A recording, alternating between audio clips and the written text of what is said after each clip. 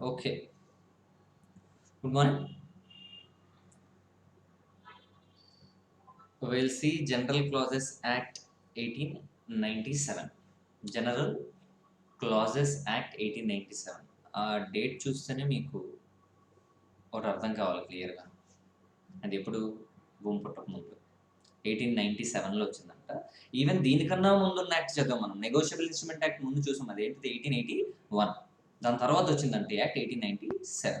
So general clauses act దేనికోసం వచ్చింది, అసలు ఏంటి, the purpose of this act ఏంటనేది క్లియర్గా చూద్దాం. What exactly it is specified in this act. కొంచెం ఈ వర్డింగ్స్ అన్ని కొంచెం డిఫరెంట్గా ఉంటాయి. However it is very easy. ఇందులోంచి వచ్చే ఏ పాయింట్ అని ఈజీగా ఆన్సర్ రాయొచ్చు. ఓకే. హౌఎవర్ స్టార్టింగ్ ఒక half an hour 45 minutes class, at least ఒక హాఫ్ అన్ అవర్ క్లాస్ కేర్ఫుల్గా వినండి. కొత్త కొత్త వర్డ్స్ వస్తాయి, వాటిని జాగ్రత్తగా మీరు గుర్తుపెట్టుకుంటే next will be very easy.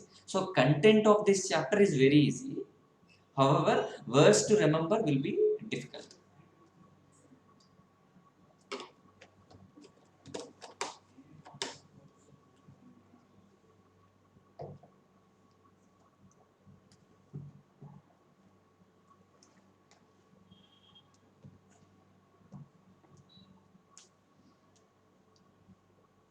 Okay.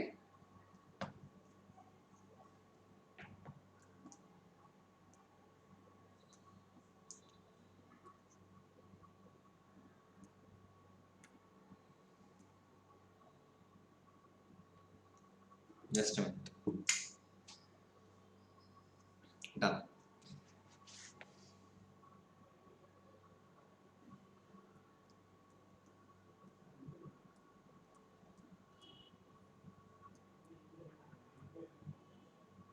The general clauses act 1897. And ఇది 1897 రాకముందు, అంటే 1897 ముందు కూడా 2 సార్లు వచ్చిందంట. 1897 ముందు కూడా 2 times వచ్చింది. సో ఫస్ట్ ఆఫ్ ఆల్ అప్పుడు ఇది ఎప్పుడు వచ్చిందంటే GCA 1868 that to January 3rd 3/1/1888 వచ్చిందంట. ది జనరల్ క్లాజెస్ యాక్ట్ 1868 అని ఒక యాక్ట్ ఉంది. అండ్ దాని తర్వాత జీసీఏ 1887. ఇది 97 కదా, 10 years ముందు కూడా దీనికి ఉండేదంట. సో 1887 దేని కింద మారింది, 1897 కింద మారింది, హ్యావింగ్ సమ్ అమెండ్మెంట్స్. ఓకే. ఇది ఎప్పుడు స్టార్ట్ అయిందంటే 14th January 14/1/2087. So what we are studying now is 1897 and it includes these 2 acts. So ఇందులో ఏవైతే మనం చదువుతున్నామో it includes these 2 acts also. So 1868లో ఉన్నది it has later converted into 1887 and it is now 1897. Sir, what is the purpose of the General Clauses Act? యూజువల్గా మీరు first things first, ఏదైనా ఒక యాక్ట్లో, సే ఎగ్జాంపుల్ మనం నెగోషియబుల్ ఇన్స్ట్రుమెంట్ యాక్ట్ జస్ట్ ఇప్పుడే complete చేసాం. సో నెగోషియబుల్ ఇన్స్ట్రుమెంట్ యాక్ట్లో we have seen the word called good faith. ఈ వర్డ్కి there is no definition in negotiable instrument act. ఇలా ఏదైనా యాక్ట్లో there is no definition for that, but for any particular word, say example good faith, then it will be discussed in, we need to take the definition of good faith from General Clauses Act. So NI యాక్ట్లో లేదు కాబట్టి, in case NI యాక్ట్లో good faith అనే meaning ఉంది అనుకోండి, అనే వర్డ్కి meaning ఉంది అనుకోండి, then go to NI act. In case if it is not discussed in NI act, then good faith meaning shall be derived from the act called GCA. I hope you are all getting the point. Okay, అక్కడ నుంచి తీసుకోవడం. And ఇంకోటి ఏంటంటే ఈ యాక్ట్కి ఇంకో purpose కూడా ఉందన్నమాట. So first purpose ఇప్పుడే చూసాం, ఏంటిది, whenever there is no particular meaning assign to a word in a particular enactment or law. Enactment అంటే అందరికి మీరు ఏమనుకుంటారు, లా అని అనుకోండి. ఎనాక్ట్మెంట్ అంటే లా. ఏదైనా లాలో కానీ మీకు డెఫినేషన్ లేకపోతే, then you can derive the definition of that word from GCA. And it is also called interpretation law of India. ఏమంటారంట జీసీఏని, ఇంకోటి ఏమంటారంట ఇంటర్ప్రిటేషన్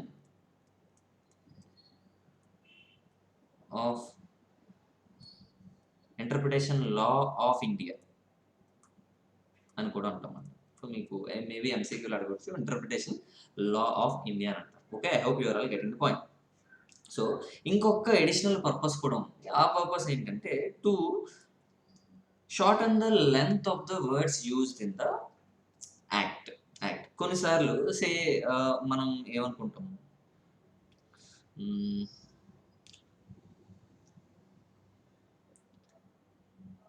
ఒక ఎగ్జాంపుల్ చూద్దాం.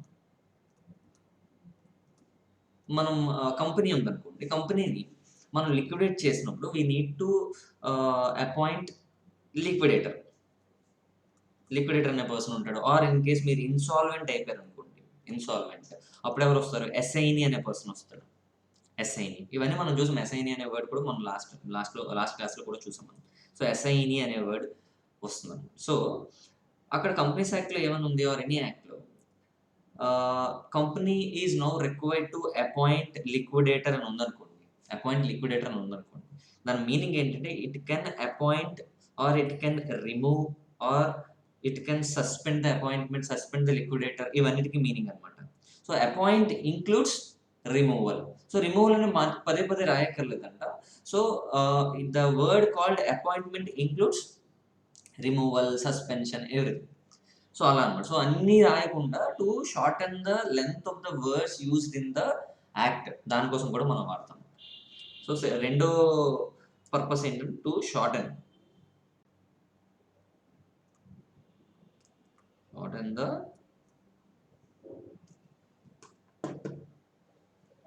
length of the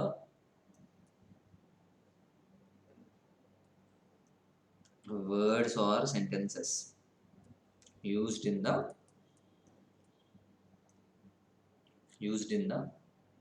law. So ఇది స్టోరీ. సో ప్రతిసారి అలా రిపీట్ చేయకుండా ఇంకొక దీనికి ఎడిషనల్ పాయింట్ కూడా రాసుకోవచ్చు. ఇన్ఫాక్ట్ దీనికి ఎడిషనల్ పాయింట్ రాసుకోవచ్చు. దీనికి ఏమంటారంటే to shorten the length of the words used in the law అనే కన్నా దానికి ఎడిషనల్గా దాంతో పాటు ఇంకో పాయింట్ ఏమంటారంటే to avoid repetitions.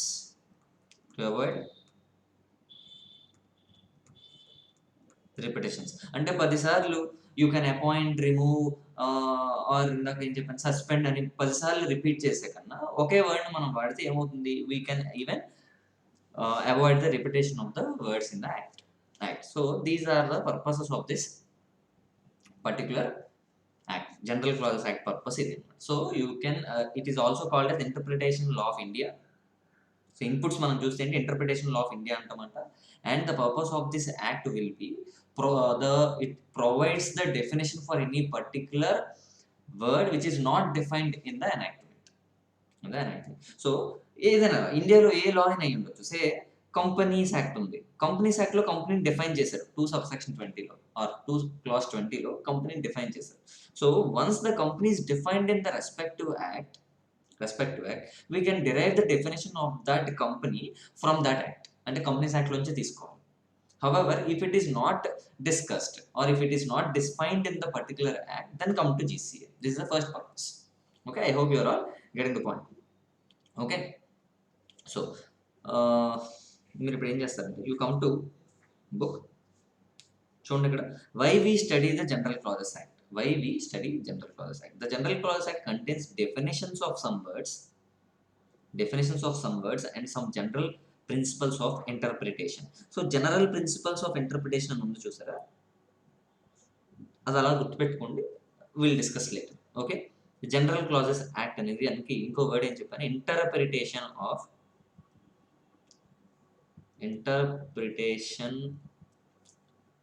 Law of India అని కూడా పిలుస్తుంది. ఓకే, ఇంకా చెప్పాలంటే it is the law of లాస్కే లా అంట. ఎవరు? General clauses act. తురుమ్ ఎవరు? General clauses act. చూడండి, law of laws in India.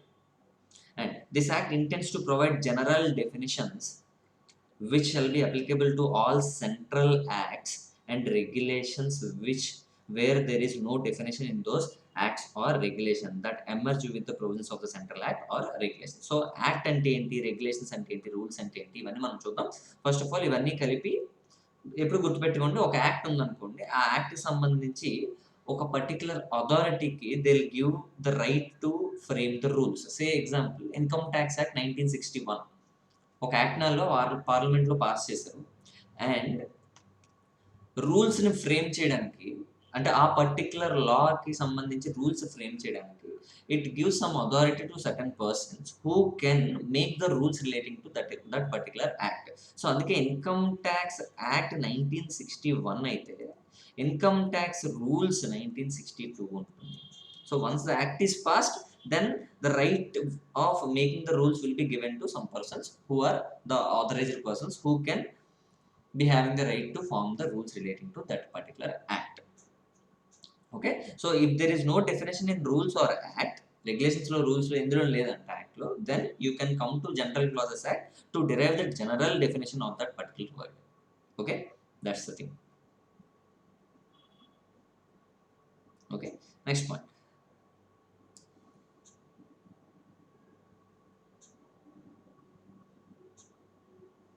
Next point. The General Clauses Act is very effective in the absence of clear definition in the specific enactment. ఇదే కదా ఇప్పటి వరకు చూసింది.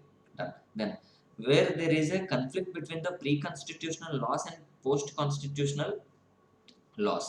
ఈ పాయింట్ ఏంటంటే మన కాన్స్టిట్యూషన్ 1950లో వచ్చింది. 1950 ఇప్పుడు జనవరి 26 రిపబ్లిక్ డే అను కాన్స్టిట్యూషన్ అంటే అప్పుడు ఏర్పాటైంది అన్నమాట. సెపరేట్గా ఇండియా కాన్స్టిట్యూషన్ అయింది ఆ టైంలో వచ్చింది. So before constitution, after constitution అంటాం. So when there is a conflict between pre constitutional laws and post constitutional laws. మనకు తెలుసు ఆగస్ట్ 14th కొడతారు. ఆగస్ట్ 14th అంటే August 14th Pakistan independence day. August 15 1947. So independence day వచ్చిన తర్వాత Indian government అనేది మనకు వచ్చింది. సో మనం ఏంటి, after getting independence now we have the right to frame laws, we have the right to govern our selves. So మనల్ని మనమే పరిపాలించుకునే right మనకి ఎప్పుడు వచ్చింది, 1947లో. హవెవర్ ఇది 1947లో వచ్చిన 1950 వరకు కూడా మనం ఒక కాన్స్టిట్యూషన్ అనేది ఫామ్ చేసుకోలేదు అన్నమాట. సో హౌ టు గవర్న్ అనేది ఫామ్ చేసుకోలేదు. సో 1947కి we were under British rule. So British రూల్లో మనకి ఏం జరుగుతుండేదో అవే ఫాలో అయ్యారంటే ఈ 3 years కూడా. In the span of 3 years they formed or they framed the constitution saying how to govern our selves అనేది they have written the constitution. So once ఇది కూడా వచ్చిన తర్వాత అక్కడి నుంచి మన రూలింగ్ మనకు మనమే పరిపాలించుకోవడం అనేది స్టార్ట్ అయిందంట ఫ్రమ్ 1950. సో 1947 బిఫోర్ అంతా ఎవరి చేతుల్లో ఉందంటే it was there in the hands of the British రూలింగ్లో మనం ఉన్నాం. సో ఈవెన్ ఈ జనరల్ ప్రాసెస్ యాక్ట్ కూడా వచ్చింది ఎప్పుడు, 1897లో వచ్చింది. At that point of time we were governed by the laws of British. So అప్పుడు ఎలా ఉండేది ఏంటంటే, ఫస్ట్ ఆఫ్ ఆల్ అప్పుడు ఎలా ఉందో చూసి తర్వాత later the consequences of this act ఏంటో తర్వాత చూద్దాం.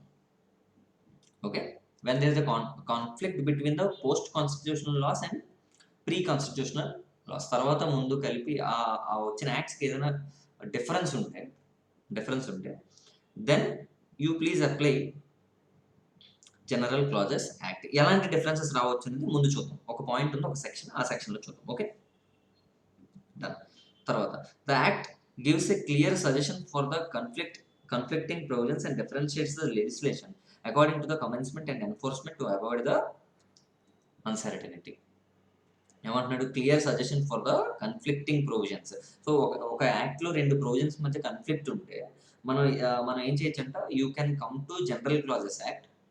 ఆ జనరల్ క్లాజెస్ యాక్ట్ ఎలా చెప్తే ఆ యాక్ట్ని అలా డీల్ చేయమంటున్నాడు. So when there is a conflict between 2 different acts or 2 provisions in an act, అలా ఉన్నప్పుడు ఏది తీసుకోవాలి అనేది జనరల్ క్లాజెస్ యాక్ట్ చెప్పింది. సే ఎగ్జాంపుల్, జనరల్ క్లాజెస్ యాక్ట్లో సింపుల్గా ఒక పాయింట్ చెప్పారు, when there is a conflict between 2 provisions, you go to preamble of that act. So preamble of that act అంటే ఏంటంటే, సే ఒక యాక్ట్ మనం పాస్ చేసాం, కంపెనీస్ యాక్ట్ మనం పాస్ చేసాం. So this act is related to incorporation of some association, incorporation of company association గురించి మాట్లాడుతున్నాం.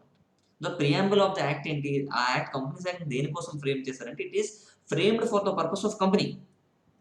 అంటే there was some intent for the law makers to make this companies act. అలాగే NI act సంబంధించి ఏంటి, it talks about the negotiable instrument. So the basic theme ఏంటంట, వాళ్ళు ఎందుకు పెట్టారు అనేది మనకు ఎలా తెలుస్తుందంటే, you just go to preamble of the act. అక్కడికి వెళ్తే మనకు తెలుస్తుందంట why this act has been framed అని చెప్పి మనకు తెలుస్తుంది. So the logic behind the framing the law అనేది మనకు తెలుస్తుంది. ఫ్రేమింగ్ ఆఫ్ లా వెనక అసలు రీజన్ ఏంటని మనకు తెలుస్తుంది. So after knowing the reason, you just interpret the correct provision in what ever way it shall be. So సింపుల్గా చెప్పాలంటే, ఒక యాక్ట్ ఏదో ఉందంట, కంపెనీస్ యాక్ట్ అని తీసుకుంటాం. కంపెనీస్ యాక్ట్లో 2 డిఫరెంట్ ప్రొవిజన్స్ మధ్య కన్ఫ్లిక్ట్ వచ్చిందంట. జనరల్ క్లాజెస్ యాక్ట్లో కన్ఫ్లిక్ట్ వచ్చినప్పుడు ఎక్కడికి రమ్మన్నారు, జనరల్ క్లాజెస్ యాక్ట్ రమ్మన్నారు. సో జనరల్ క్లాజెస్ యాక్ట్కి వచ్చి చూసుకుంటే ఇక్కడ ఏం చెప్పారంటే, whenever there is conflict between the provisions of the act, you go to preamble of that act. So ప్రియాంబుల్కి వెళ్తే మనకి ఏం తెలుస్తుందంటే, why that act has been framed, ఎందుకు ఫ్రేమ్ చేశారని తెలిస్తే, so getting the information from the preamble of that law, you try to interpret these provisions and you can interpret in the correct way as it should be అని చెప్తున్నారు అనమాట. So ఇది అక్కడ చెప్పాలనుకుంటున్నాను. So మళ్ళీ వద్దాం. See, it gives a clear suggestion for the conflicting provisions or differentiates the legislation according to the commencement and enforcement to avoid the uncertainty. So enforcement అంటే ఏంటంటే, అది ఎందుకు వచ్చింది అని చెప్పడం. So general clauses act has been enacted to shorten the language used in the parliamentary legislation and to avoid the repetition of the words in the same course of the same piece of legislation. Say example చూడండి ఒకసారి. Whenever law provides that court will have the power to appoint or suspend, remove a receiver. ఏమన్నా ఉంటే appoint చేయొచ్చు, suspend చేయొచ్చు, remove చేయొచ్చు of receiver అని రాసింది. Receiver అంటే లిక్విడేటర్ అనుకోండి అని రాస్తుంది అనుకోండి. Then the legislature simply enacted that wherever convenient, the court may appoint receiver. So this appoint includes suspension, removal also. That is what it is. Okay, చూడండి ఇక్కడ, this wording indirectly implies that court will have the power to appoint, suspend, remove a receiver. So అన్ని repetition రాకుండా ఒకటే రాసుకుంటే సరిపోతుంది. Okay, the object and purpose and importance. దీనికి ఈ యాక్ట్కి ఉన్న ఆబ్జెక్ట్ ఏంటి, ఆ ఇంపార్టెన్స్ ఏంటో చూద్దాం. సో ఇప్పుడే మనం చూసాం, the object of the act ఏంటి, to shorten the language of the central act. చాలా ఉంటాయి ఇందులో. సే ఎగ్జాంపుల్, మనం చాలాసార్లు హీ అనే వర్డ్ వాడతాం అనమాట. He includes she for the purpose of law. So he shall be liable with penalty 10,000 rupees అన్నాం అనుకోండి.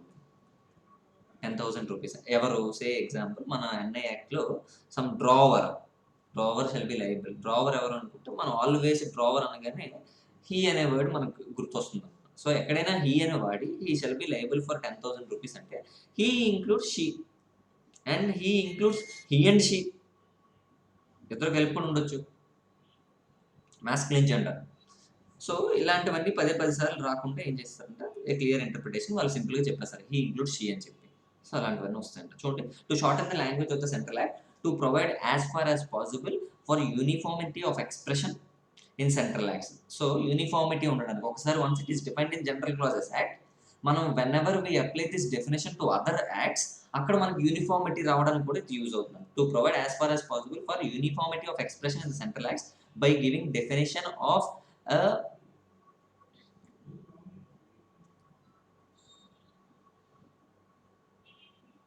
series of the terms in common use. Definition of a series of terms used in the common use. Okay, the purpose of the act is to place in one single statute different provisions as regard to interpretation of words. చూడండి, చాలా వాటికి interpretation of words మీకు ఒక చెప్పాను starting లో.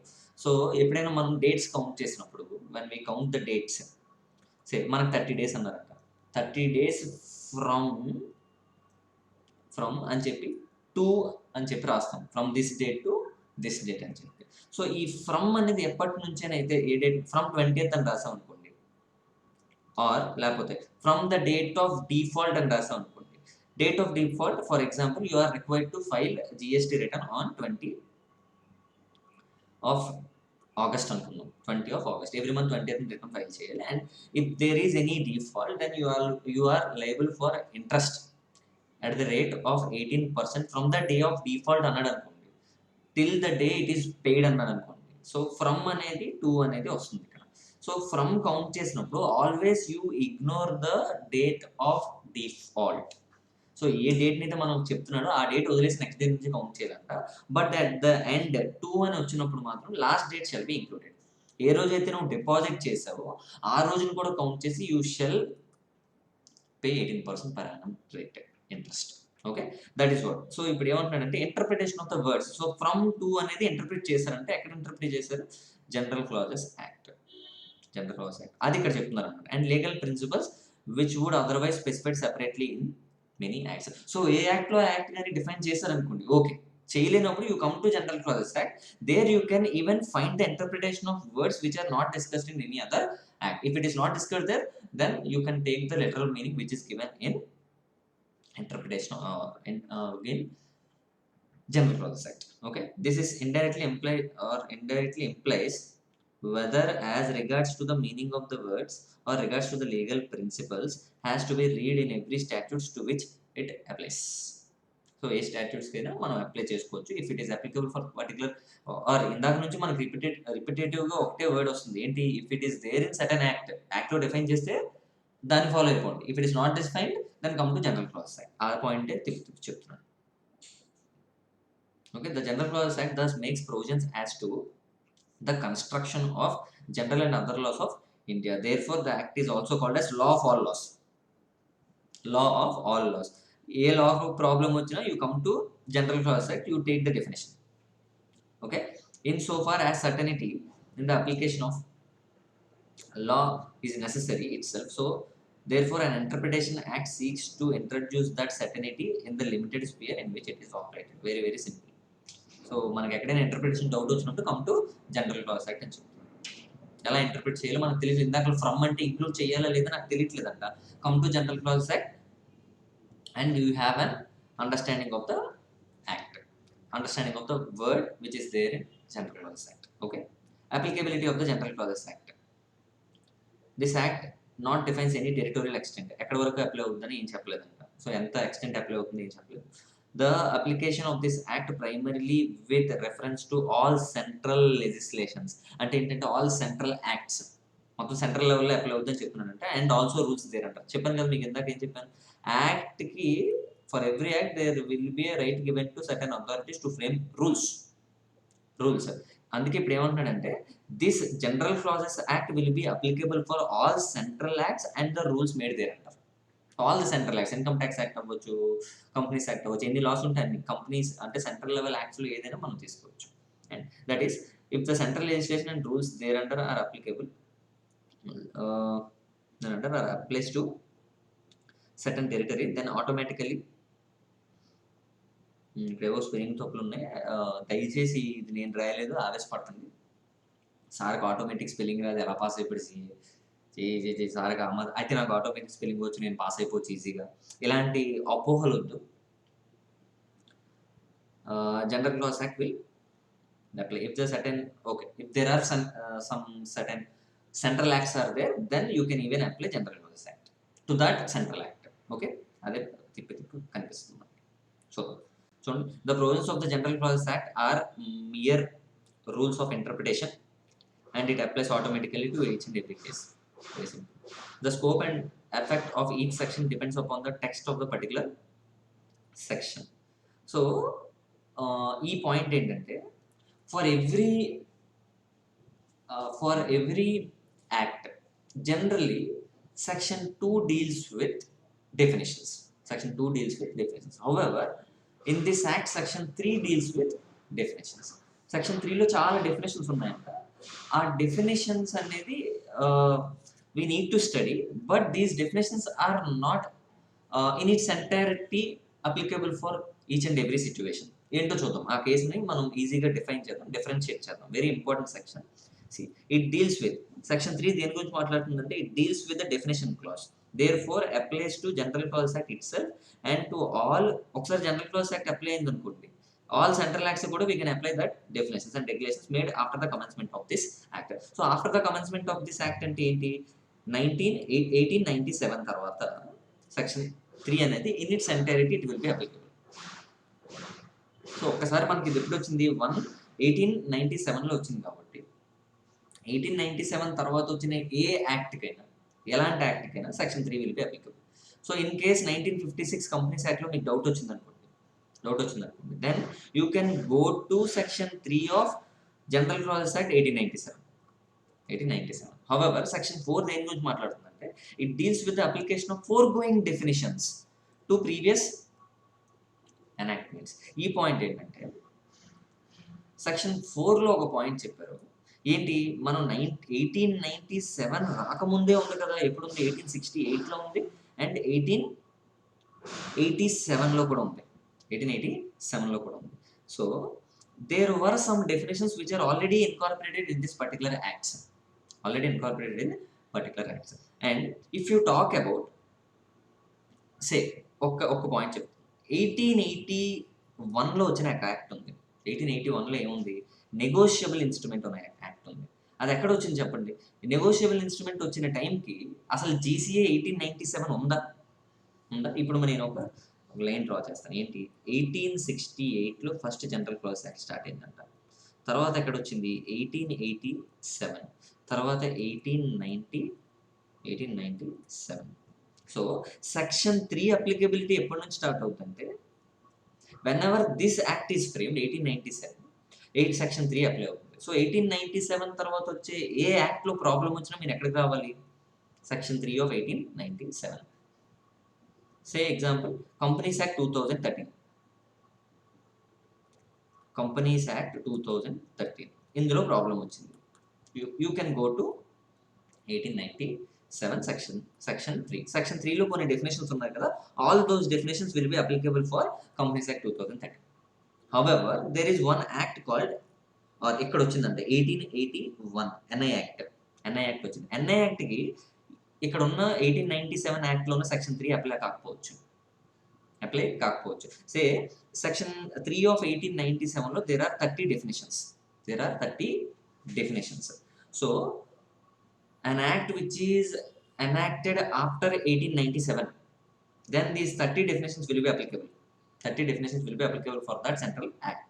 However, if the act is incorporated between or before 1897, then ఈ 30 definitions apply అవ్వంట. So ఇప్పుడు మనకి as on date today I have a doubt relating to good faith or a doubt relating to some word from NI act.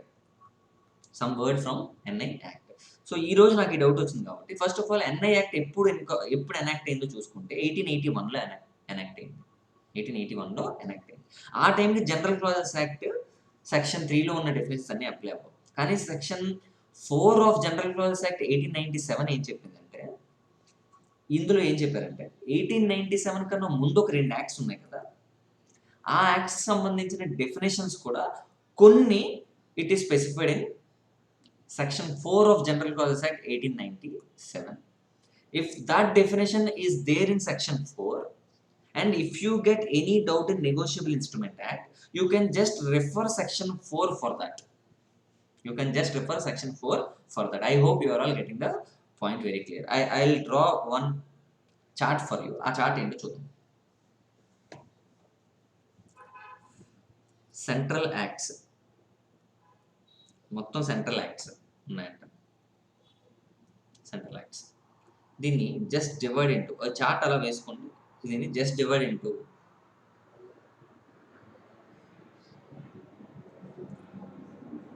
Acts incorporated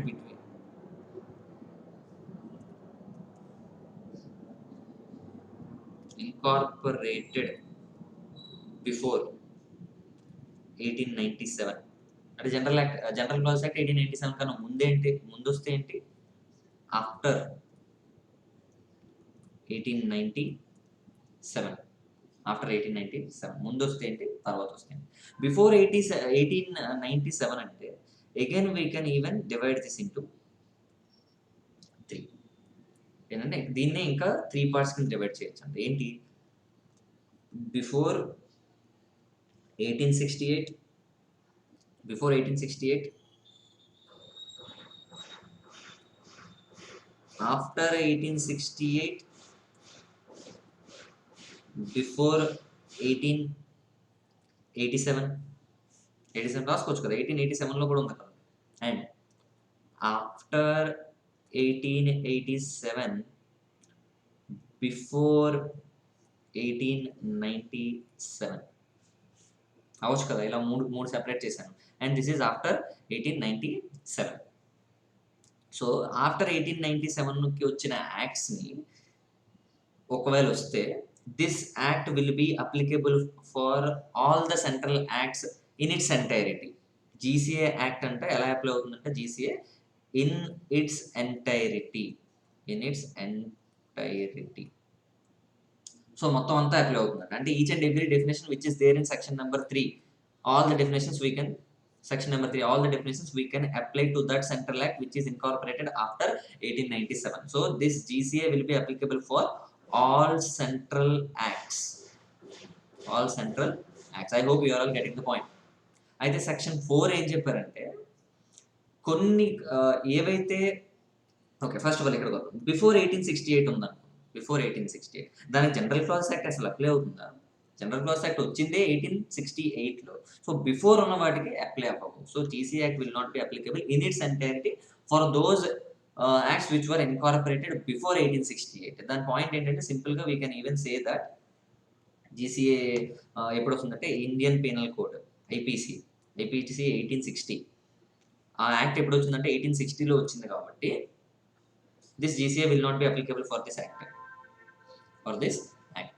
okay, ఇక్కడ ఏమొచ్చింది చూడండి, after 1868, before 87 ఏంటి, NI act.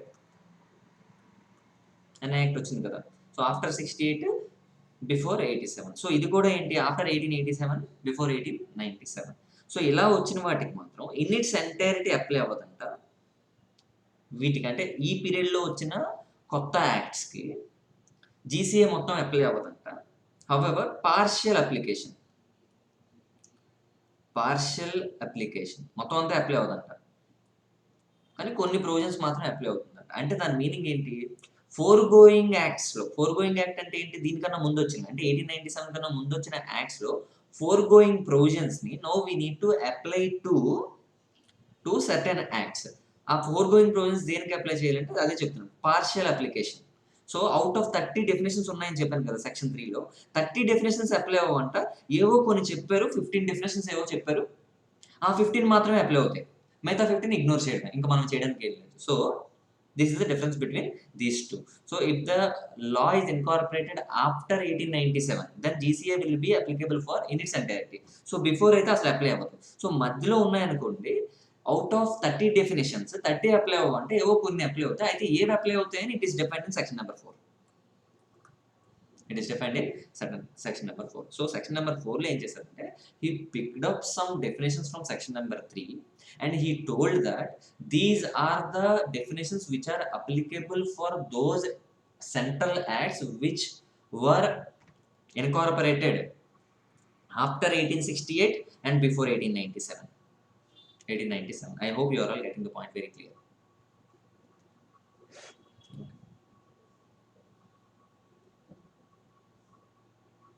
Chart very important, రాసుకుందాం. తర్వాత the language of each section of the general clauses act has to be referred to ascertain, ఇది ignore చేయండి.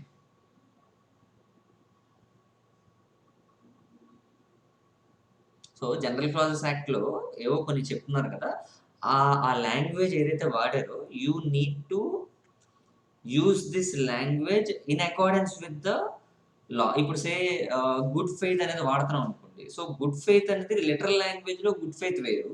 NI act ప్రకారం మీరు తీసుకున్నారనుకోండి, the language which is used in the general clauses act shall be made applicable to the NI act. ఎలా apply చేస్తాం, ఈ NI act దేనికి use అవుతుంది, for the purpose of negotiable instruments. అదే కంపెనీస్ యాక్ట్లో గుడ్ ఫెయిత్ అని వచ్చింది అనుకోండి, గుడ్ ఫెయిత్ సే దీనికి ఒక చిన్న ఎగ్జాంపుల్ రాస్తాం. గుడ్ ఫెయిత్ అనే వర్డ్ బోత్ కంపెనీస్ యాక్ట్లోనే ఉందంట, బోత్ ఎన్ఐ యాక్ట్లో కూడా ఉందనుకుందాం. సో గుడ్ ఫెయిత్ అనేది కంపెనీస్ యాక్ట్లోనే ఉందంట, ఆర్ ఎన్ఐ యాక్ట్లో కూడా ఉందంట. And good faith definition is not there in these two, రెండిట్లోనూ లేదు. సో గుడ్ ఫెయిత్ అనే వర్డ్ ఎక్కడ ఉంది? జనరల్ క్లాజెస్ యాక్ట్లో ఉంది. సో జనరల్ క్లాజెస్ యాక్ట్లో it is defined, good faith అనే వర్డ్ని డిఫైన్ చేశారంట. The text which is used to define the good faith in general clauses act must be applicable for those acts in those circumstances when ever it can be used. So ఈ act purpose ఏంటి? ఆ purpose ప్రకారం we need to interpret the language used in the general clauses act. So దీని purpose ఏంటి? So దీని purpose ప్రకారం we need to interpret the language used in the general clauses act in accordance with the CA act. అంటే CA act companies యాక్ట్కి relate అయినట్టు we need to interpret the language used in the general clauses act. I hope you are all getting the point.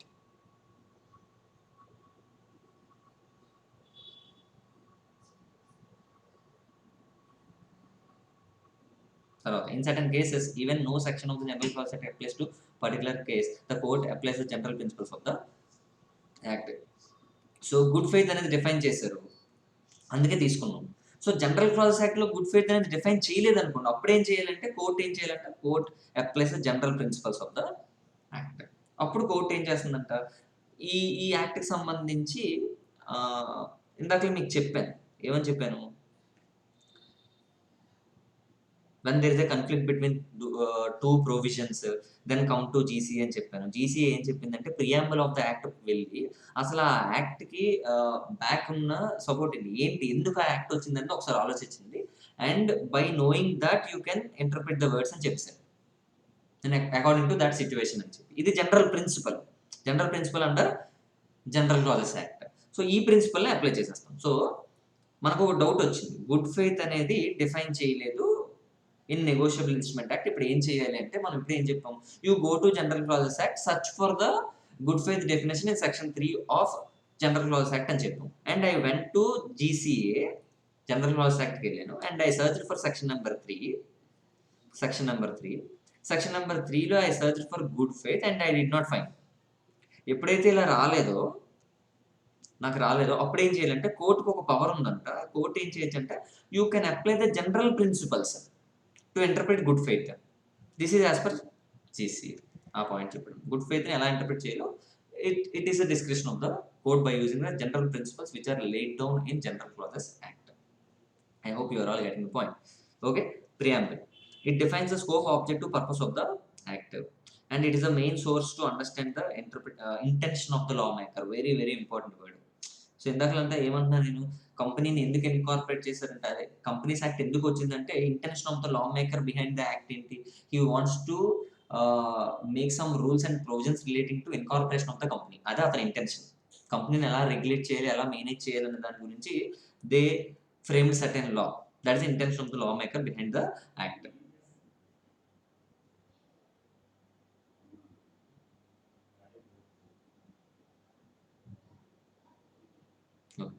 Whenever there is ambiguity in understanding the provisions of that, preamble is accepted as an aid, చూసారా, support. ఇందాక అయిపోయింది మనకి.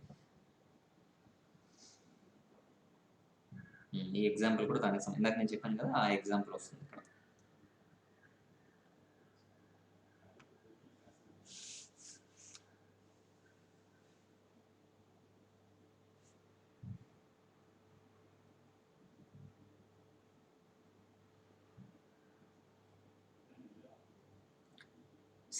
చిన్న example ఇంకోటి చూద్దాం. యూజువల్గా company literal meaning ఏంటి? Company అంటే ఏంటి? Some association of persons. So company అనే వర్డ్ ఎక్కడైనా వచ్చిందనుకోండి, ఒక ఇండియన్ పేనల్ కోడ్లో సమ్ ఎవరో ఒక 4-5 మెంబర్స్ కలిపి ఒక మర్డర్ చేశారు. సో ఇక్కడ ఏమంటారంటే ఆ లాంగ్వేజ్ యూజ్ చేసినప్పుడు వాళ్ళు ఏం వాడారంటే a company of people. Company అంటే ఏంటి? Or Ravi along with his company అంటే దాని మీనింగ్ ఏంటి? Ravi along with his group అని ఇంటర్ప్రిట్ చేయాలి. ఎందుకు? అక్కడ ఉన్న సిచ్యువేషన్ వేరు, ఆ కంటెక్స్ట్ వేరు. అదే కంపెనీని మనం కంపెనీస్ యాక్ట్లో చూసాం అనుకోండి, కంపెనీస్ యాక్ట్ డెఫినేషన్ అప్లై చేసుకోవాలి. ఏంటి? Companies act company which is incorporated under companies act 2013 అని చెప్తారు. సో డిఫరెన్స్ అర్థం అవుతుందా మీకు? ఏమంటున్నారు? సో అదనమాట. సో ఆ యాక్ట్‌కి వెళ్ళి ప్రియాంబుల్ ఏం చెప్తుంది? సో కంపెనీస్ యాక్ట్ ప్రియాంబుల్ ఏం చెప్తుందంటే it talks about the incorporation of the company. So ఈ కంపెనీకి అనేది ఆ కంపెనీస్ యాక్ట్ ప్రకారం తీసుకోవాలి. అలా కాకుండా నార్మల్ మర్డర్ కేస్ అనుకోండి, ఆ యాక్ట్ ప్రకారం ఉన్నది తీసుకోవాలి. Okay. I hope you are all getting the point. అది difference. Okay. The preamble of the negotiable instrument act ఏంటో చూడండి. To define and amend the law relating to promissory note, bills of exchange and cheque. ఇదే కదా మనం చూసింది. And companies act 2013 ఏంటి? To consolidate and amend the law relating to the companies. Definitions అన్ని యాక్ట్స్‌లోనే ఎందులో ఉంటాయి అనుకున్నాం? 2లో ఉంటాయి. కానీ ఈ యాక్ట్‌లో ఎందులో ఉంటాయి? 3లో ఉంటాయని చెప్పండి. చూడండి ఇట్ ఈస్ తర్వాత every act contains definition part for the purpose of that particular act. If it is not defined in that act, then the meaning of such words may be taken from the general clause act. Repeated. Tarvata example, company. The definition of this word, section 2 clause 20 anukunnam. Section 2 clause 20 companies act enti. Therefore we will collect the meaning of companies from the act itself. Tarvata chudandi security. The definition of this word not defined in companies act. Security అనే word define చేయలేదంట. We collect from the securities act. అక్కడ ఇచ్చారంట securities companies యాక్ట్లో చేయలేదు కానీ you can derive the word from securities act అని అక్కడ చెప్పారు అనుకోండి. Go to the act which is specified in the act in the companies act. అసలు ఎక్కడా లేదనుకోండి, come to general clauses act. Okay. ఏదో ఎఫిడవిట్ అనేది ఉందంట.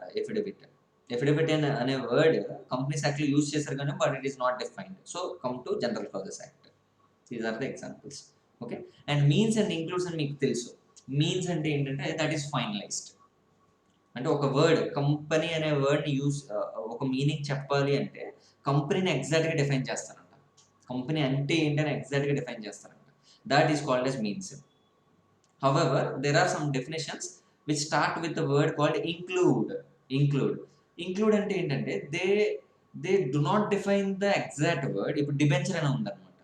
Debenture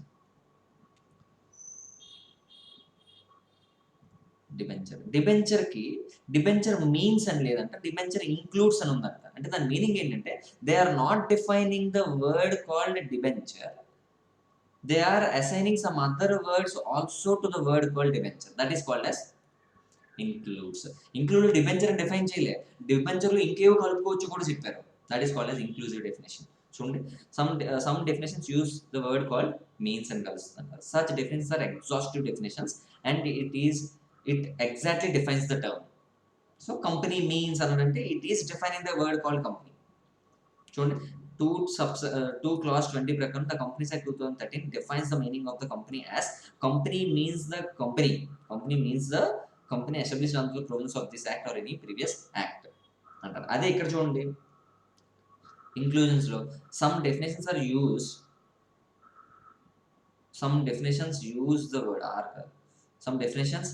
the word include. Such definitions do not define the word but are inclusive in nature. That say example కూడా ఇక్కడ చూద్దాం. Debentures ఏమన్నా ఉంది? It states that includes debenture stock, bonds etcetera అని చెప్పాడు. సో డిబెంచర్ అంటే ఏంటో చెప్పట్లేదు, but some other parts are also inclusive of the definition called debenture. ఆ విషయం చెప్తాను చూడండి. Thus the word used as includes, that means extensive meaning. Inclusive అంటే ఏంటంటే extensive meaning ఉంది and which also includes the meaning assigned to it in the definition of the section. Okay, means కి దీనికి difference అర్థమై ఉంటుంది, means includes కి.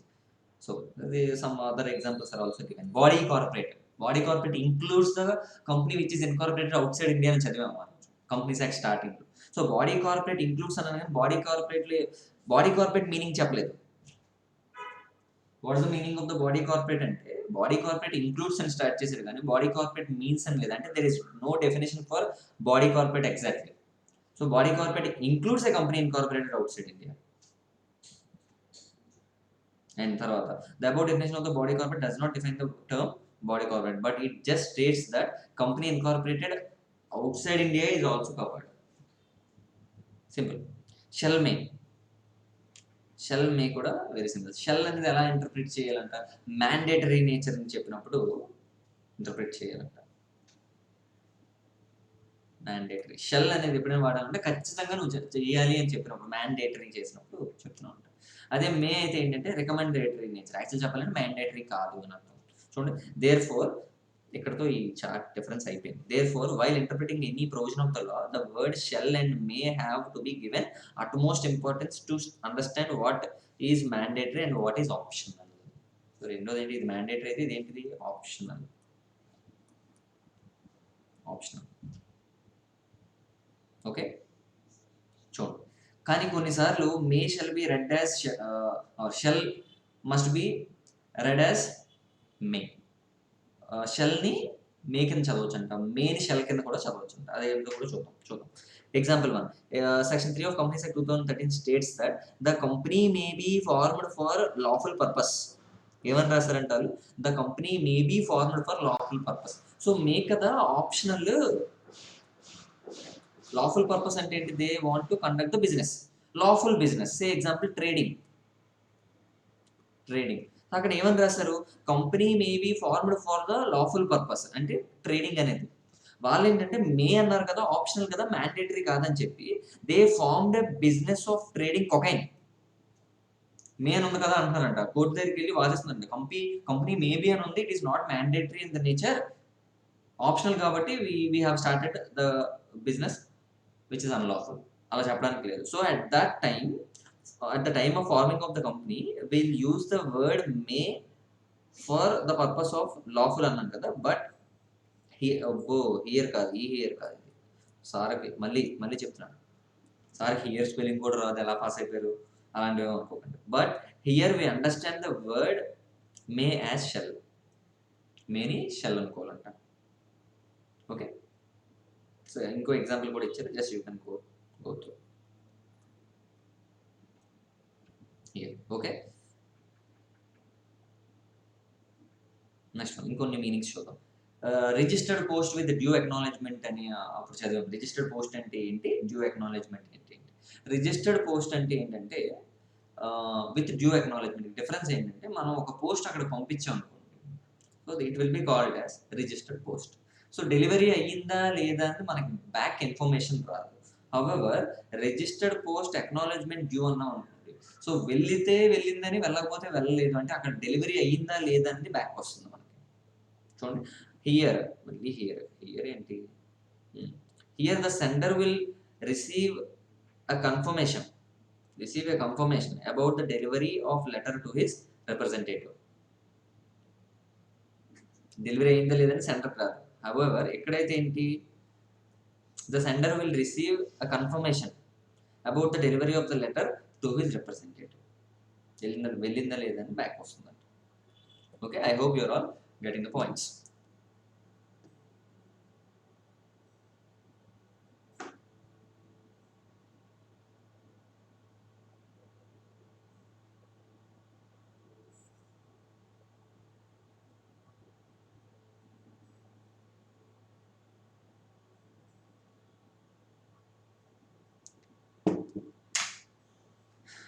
Done.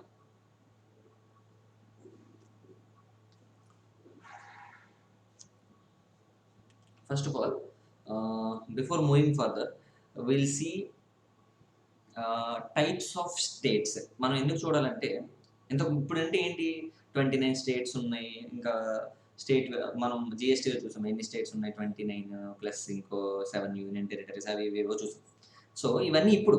కానీ general loss act వచ్చింది ఆ టైంలో కాబట్టి now we need to segregate the states. అప్పట్లో అంటే ఎలా ఉంటుందంట, 4 పార్ట్స్ కింద ఉండేవంట స్టేట్స్. టోటల్ ఇండియాని they divided into 4 parts. Part A, part B, part C, part D కింద డివైడ్ చేశారంట. పార్ట్ ఏ దీని గురించి మినిమం ఇన్ఫర్మేషన్ లేకపోతే మీకు ఏం గుర్తుండదు. సో పార్ట్ ఏ గురించి మీరు మాట్లాడితే, పార్ట్ ఏ అంటే బ్రిటిష్ వాళ్ళు ప్రోవిన్సెస్ కింద డివైడ్ చేశారంట. ఇప్పుడు మనం చైనా చూస్తున్నాం, చైనా వుహాన్ ప్రోవిన్స్ అవి ఇవి అని చెప్పి. సో అలాగే ఇండియా కూడా ఏముందంట, ప్రోవిన్సెస్ ఉండేవంట. And these were formed by British చేశారంట. అండ్ దీన్ని ఎవరు రూల్ చేసేవాళ్ళంటే గవర్నర్. ఒక governor elected by the members.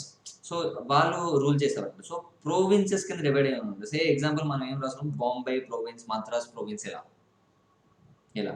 And point number B ఏంటంటే కొన్ని స్టేట్స్ మాత్రం ఎవరు ఉండేవారంట, రాజులు అంటే కింగ్స్, అండర్ కింగ్స్ రూలింగ్. అంటే కింగ్స్ ఉండేవారు, కింగ్స్ ఫ్యామిలీస్ ఉంటాయి కదా, వాళ్ళు రూల్ చేస్తారు. జమీందార్స్ అని వాళ్ళు రూల్ చేసుకునేవారంట. ఇదేంటిది, ఇది బ్రిటిష్ పాలనలో కాదు, ఇది రాజు. సో ఇక్కడ సింపుల్గా ఏమని రాస్తుందంటే these were formerly princes or princely estates అనేవారంట. పార్ట్ బిని ఏమనేవారంట, princely estates govern by zamindars etcetera వాళ్ళు ఉండేవారు, అంటే గవర్న్ చేసుకున్నారు. Who was usually the owner of the state. So part బిలో ఉన్నదానికి ఓనర్ ఎవరు అంటే సో ఇప్పుడు నిజాం, హైదరాబాద్కి నిజాం, అక్కడ వాళ్ళ ఎంపైర్ ఇది. సో బ్రిటిష్ అండర్లో ఉండేది కదంట నిజాం అనేది. So this is part B. Part సిలో ఏం చేశారంటే even though state provinces or princely estates ఉన్నా కానీ, అంటే లోకల్ అడ్మినిస్ట్రేషన్ కోసం వీళ్ళు జమీందారులు వాళ్ళు ఉన్నా కానీ వాళ్ళకి హైయర్ అథారిటీ కింద ఎవరు ఉండేవారంటే చీఫ్ కమిషనర్స్ ఉండేవారంట ఆఫ్ బ్రిటిష్. Chief commissioners.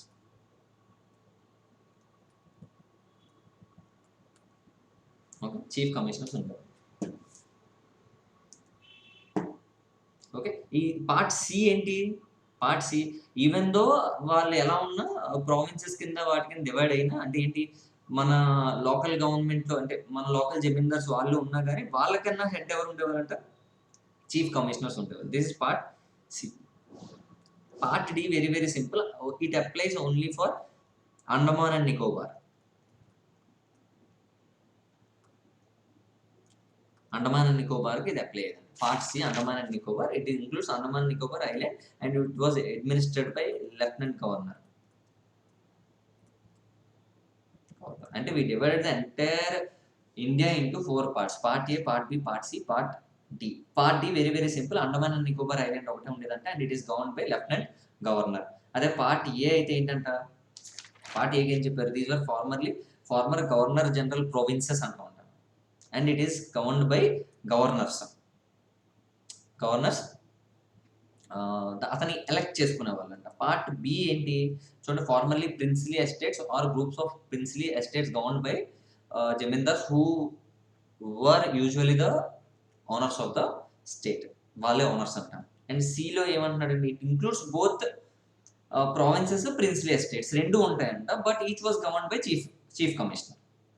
ఎవరు వచ్చారంటే ఇద్దరు వచ్చారంట. చూడండి, it includes both former chief commissioner provinces, తర్వాత some princely estates, each are governed by the chief commissioner. అంటే సిలో ఇద్దరు ఇంక్లూజివ్ అయ్యి ఉంటారు. హైయర్ అథారిటీ ఎవరు ఉంటారు, చీఫ్ కమిషనర్. ఇవేమి మీకు ఎగ్జామ్లో రావు. ఇది మనకి సడన్ గా జనరల్ క్లాస్ యాక్ట్ లో పార్ట్ సి అంటాడు. పార్ట్ సి మనకు తెలియాలి కాబట్టి చెప్తున్న ఇన్ఫర్మేషన్, అందుకే దానికి నోట్స్ ఇవ్వలేదు. Okay, done.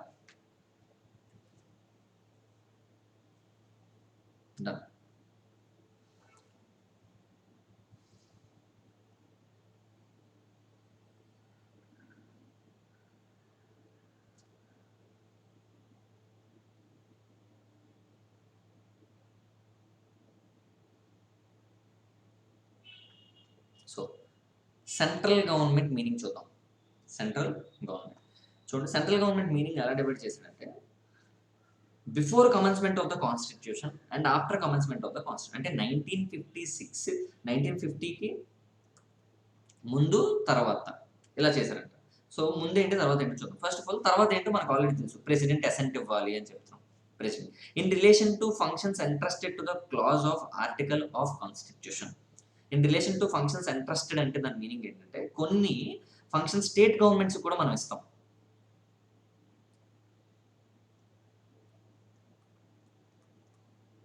State governments. So state గవర్నమెంట్స్కి ఇచ్చిన స్టేట్ గవర్నమెంట్స్ ఫామ్ చేసుకోవాలి. అంటే ఆ లాని ఎవరు ఫామ్ చేయాలంట, సెంట్రల్ గవర్నమెంట్ ఇంక్లూడ్స్ ఇక్కడ స్టేట్ గవర్నమెంట్ అని అర్థం. అంటే ఏమంటున్నాడు, సెంట్రల్ గవర్నమెంట్ అంటే ఎవరు పాస్ చేస్తారంట, సెంట్రల్ గవర్నమెంట్ అంటే మీనింగ్ ప్రెసిడెంట్ అని తీసుకోమన్నాడు.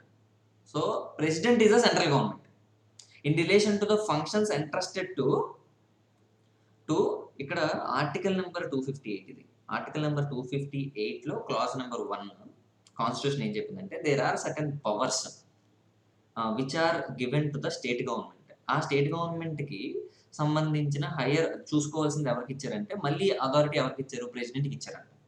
చిన్న ఎగ్జాంపుల్ రాస్తా. ప్రెసిడెంట్‌కి ఏమి ఇచ్చారంటే, యూజువల్‌గా సెంట్రల్ గవర్నమెంట్ అండర్‌లోకి వచ్చినవన్నీ ప్రెసిడెంటే చూసుకోవాలి. అంటే ప్రెసిడెంట్ హైయర్ అథారిటీ కింద లెక్క. అయితే కొన్నంట స్టేట్ గవర్నమెంట్‌కి సంబంధించినవి కూడా ప్రెసిడెంట్‌కే ఇచ్చారంట. స్టేట్ గవర్నమెంట్‌కి సంబంధించినవి కూడా ప్రెసిడెంట్‌కే ఇచ్చారు. So, for these central government will be taken as president only. So, central government అంటే ప్రెసిడెంటేనంట. దేనికి ప్రెసిడెంట్ అంటే సెంట్రల్ గవర్నమెంట్‌కి plus those functions which are entrusted to the state government under article number 258 clause number 1. అది చెప్పారక్కడ. In relation to ఇదైతే functions. In relation to administration అయితే in relation to administration అని కూడా చూసాం. ఇదేంటిది పార్ట్ సి.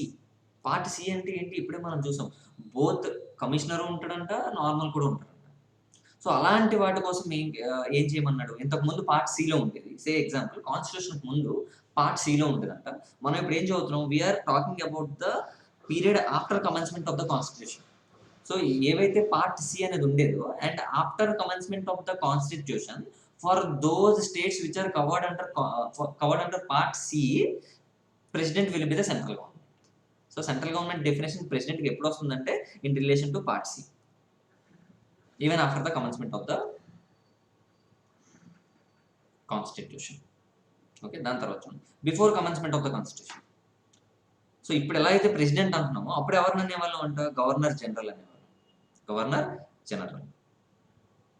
సో, గవర్నర్ జనరల్‌కి ఏవైతే ఫంక్షన్స్ ఎంట్రస్ట్ చేసామో అండ్ ఇక్కడ మనం ఏం చేసాం? ఆర్టికల్ నంబర్ 258 వరకు చేసాం.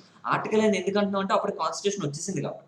అప్పుడు కాన్స్టిట్యూషన్ లేదు కాబట్టి those functions which are entrusted to governor which are there in section 124 subsection 1 of government of India act 1935. So, ఆ ఫంక్షన్స్ వరకు గవర్నర్ జనరల్ అనుకోండి. ఆ ఫంక్షన్స్ ఏంటి అని మనకు చెప్పలేదు. మనకు సిలబస్‌లో లేదు. So, before the constitution governor general will be the central government. Central government అంటే ఎవరంటే గవర్నర్ జనరల్. ఆఫ్టర్ ఎవరు? ప్రెసిడెంట్. సో, అతను దేనికి సెంట్రల్ గవర్నమెంట్ పొజిషన్ అతనికి వస్తుందంటే those functions which are entrusted to him under government of India act 1935. 1935. Okay. ఇది కూడా same.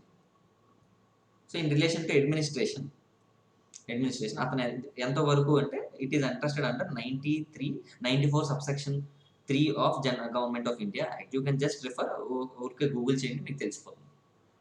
Okay. ఇది మీరు అలా గుర్తుపెట్టుకోవాల్సిందనమాట. So, in relation to functions, in relation to administration. In relation to functions అంటే 124 subsection 1. In relation to administration అంటే 94 subsection 3 of government of India act 1935. However it must be before the commencement of the constitution. Constitution కన్నా ముందు అనుకోండి central government will be governor general only. అదే after అనుకోండి central government will be president of India. In relation to functions entrusted under article number 258 clause number 1. Clause number 1. ఇంకోటి ఏంటి? Part C. So, ఇలా గుర్తుపెట్టుకోవచ్చు. Okay. Done. తర్వాత ఇంకేవో definitions చూద్దాం. Commencement. ఇప్పుడు డెఫినేషన్స్‌కి వస్తాం యాక్చువల్‌గా. ఇక్కడ ఏంటి డెఫినేషన్ స్టార్ట్ చేసాం. సెక్షన్ 3 క్లాజ్ 8 సెంట్రల్ గవర్నమెంట్ అంటే ఏంటో చూసాం. తర్వాత ఇప్పుడు ఏం చూస్తున్నాం? కమెన్స్‌మెంట్ అంటే ఏంటో చూస్తున్నాం. సరే, కమెన్స్‌మెంట్ అనే వర్డ్‌ని ఎలా ఇంటర్ప్రిట్ చేయాలి? This act is commenced from అంటాం కదా.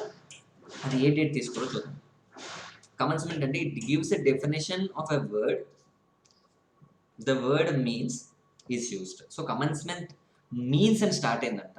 సో, కమెన్స్‌మెంట్ మీన్స్ అంటే ఏంటి? Exact word commencement is defined.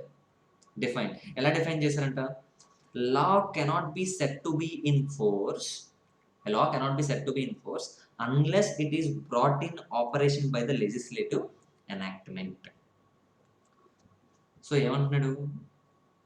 అది కమెన్స్ అయినట్లు కాదంట unless it brought into operation by the legislative enactment. అంటే ఒక లెజిస్లేటివ్ ఎనాక్ట్మెంట్ అంటే ఒక ప్రాసెస్ ఉంది మనకి. పార్లమెంట్‌లో పాస్ చేయాలి. దాని తర్వాత తీసుకొచ్చి ప్రెసిడెంట్ అసెంట్ తీసుకోవాలి. సో, ఇవన్నీ అయితే గాని you cannot say that it is commenced. And ఇంకోటి ఏంటంటే లా ఫామ్ చేసిన తర్వాత రూల్స్ కూడా చేస్తారన్నాను కదా.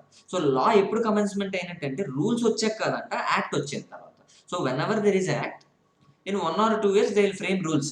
సో యాక్ట్ కమన్స్మెంట్ ఎప్పుడు వచ్చినట్టు రూల్స్ తర్వాత కాదంటే when ever the act is frame.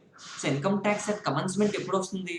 1961లోనే వస్తుంది, నాట్ ఇన్ 1962. అంటే రూల్స్ వచ్చినప్పుడు కాదు యాక్ట్ కమన్స్ అయినట్టు, అది చెప్తున్నారు వాళ్ళు. చూడండి, by the exercise of authority by delegate. So కమన్స్మెంట్లోకి తీసుకొచ్చే అంటే ఆపరేషన్లోకి తీసుకొచ్చే పవర్ ఎవరికి ఇచ్చారంట? ఒక డెలిగేట్ ఎవరో ఆఫీసర్కి ఇచ్చారంట to bring in to operation.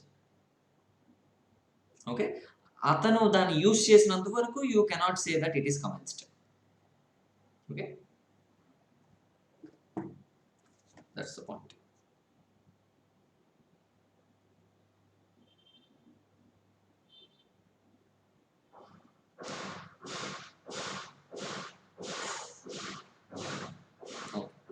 Enactment అంటే ఏంటో చూద్దాం. ఎనాక్ట్మెంట్ అంటే సింపుల్గా మీరు గుర్తుపెట్టుకోండి, లా అనుకోండి.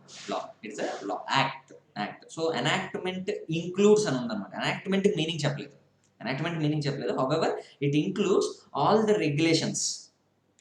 ఆ యాక్ట్ సంబంధించి ఒక పర్టికులర్ యాక్ట్ సంబంధించి ఏ రెగ్యులేషన్స్ వచ్చినా it is called as enactment only. So regulations, Mumbai code, Madras code, ఏంటివన్నీ provinces సెపరేట్గా ఉండేవంట కోడ్, అవి ఫాలో అవ్వాలి. Any provision content in any act will be called as enactment only. Any act, any provisions of that act, it includes. So any provision will call as enactment only. And also not only entire act is repealed, but also any provisions of the act can also be repealed. Repeal ante ento word tarvata chudam. So we'll see the word repeal later. So enactment ante it is not defined. However, enactment includes all the regulations of any act. It is called as enactment only. So Companies Act 2013 will call that as enactment. So section 123 of Companies Act 2013, it is also called as enactment only. Okay, we'll continue after the break. I'm now just closing. Inko 1.5 hour padutundi, easy ga ayipotundi. Okay.